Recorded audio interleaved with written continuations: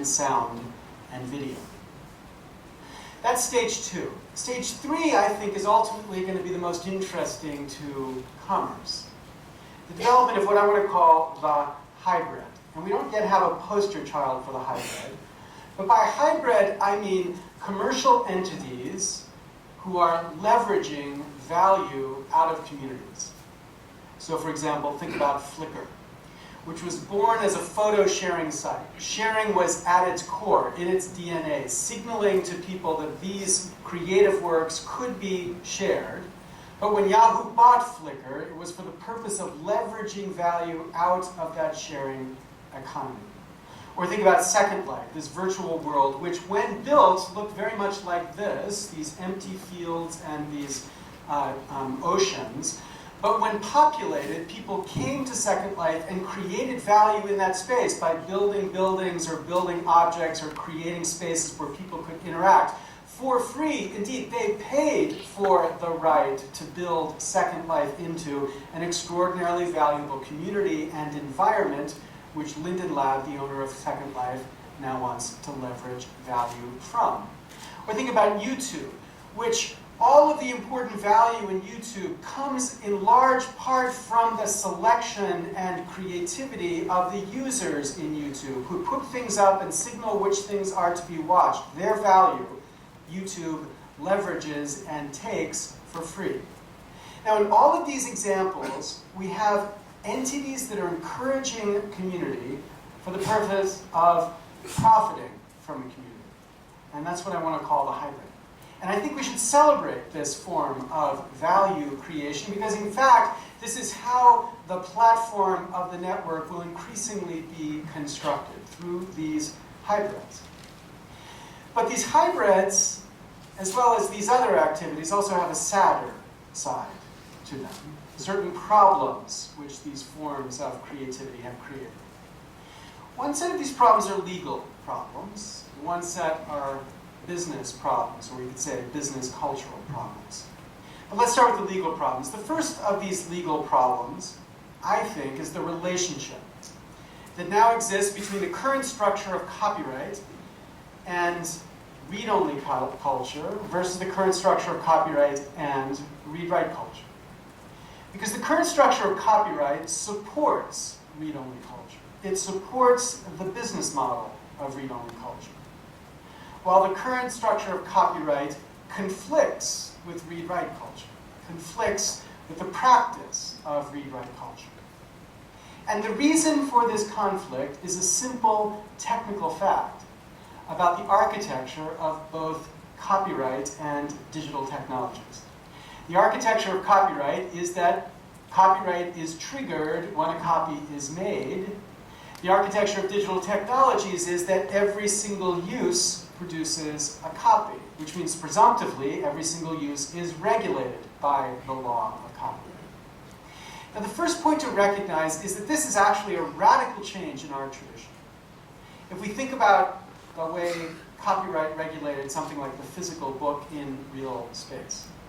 If these are all the uses of a book in real space, an important set of these uses are technically unregulated by the law. So to read a book, it's not a fair use of the book, it's a free use of the book, because to read a book is not to produce a copy.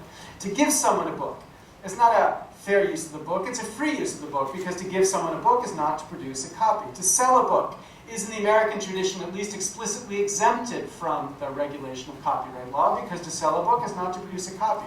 To sleep on a book is not to produce a copy and therefore not to be regulated by the law of copyright. These are all uses which the law of copyright says are free of control. And then at the center are a set of uses which the law of copyright regulates, and properly so, to create a monopoly incentive necessary to induce people to create great new work. So to publish a book requires the permission of the copyright owner, because to publish that book is to invade the monopoly that the law thinks at least is necessary in some cases to create the incentive to write the book. And then in the American tradition, there's a thin sliver of exceptions, which we call fair uses. Uses which otherwise would have been regulated by the law, but which the law says ought to remain free, because keeping it free is important for further build-on creativity. So 3 kinds of uses: unregulated, regulated, and fair uses. Enter the net. Where every single use produces a copy. That means we go from this picture of a balance between regulated and unregulated to this picture merely because the platform through which we get access to our culture has changed. So, because of that change, read-only culture is better protected legally, since every single use now triggers the law and every single use can be captured through commercial charging, while read-write culture is rendered essentially illegal. So DJ Dangermouse knew that he could never get permission to remix the Beatles' work. This kid discovered after he could wow Can for $218, it then would cost more than $400,000 to clear the rights to the music in the background of the video that he had remixed. AMVs are increasingly getting notice and takedowns from artists who don't like the fact that their music has been celebrated in this particular creative way. And once again, this is my favorite example of the lawyers as well. I don't care what you think about Tony Blair. I don't care what you think about George Bush. I don't care what you think about the war. The one thing you can't say about this video is what the lawyers said when they were asked for permission to synchronize those images with that sound. Said the lawyers, no, you can't have permission because, quote, it's not funny.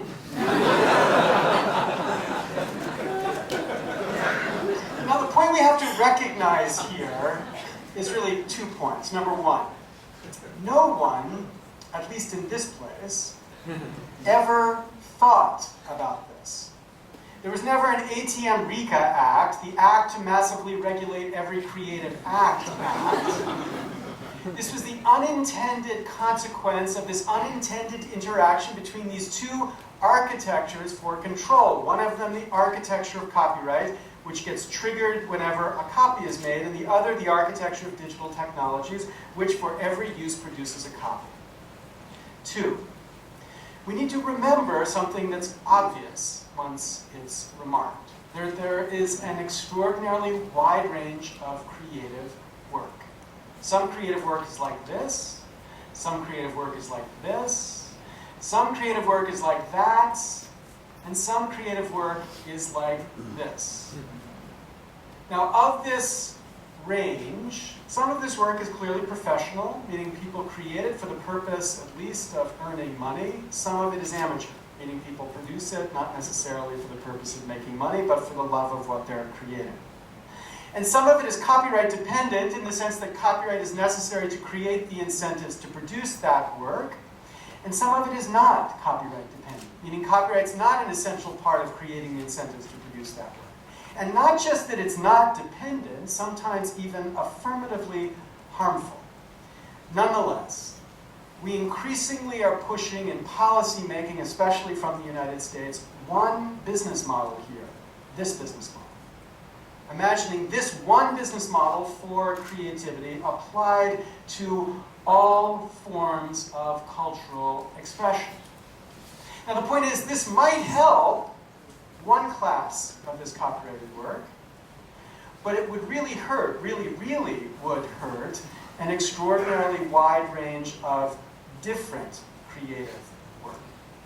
Work which depends not so much on perfect control of every single object that gets created, but instead work that depends upon the ability of people to participate in this increasingly active international conversation. For these forms of creativity, this presumption that permission is required for every use is an essential death to legal forms of this expression.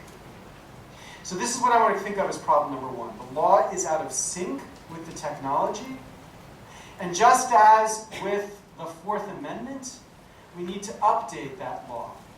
Just as the wiretap needed to be incorporated into the protections of privacy, so too copyright needs to be updated to the internet.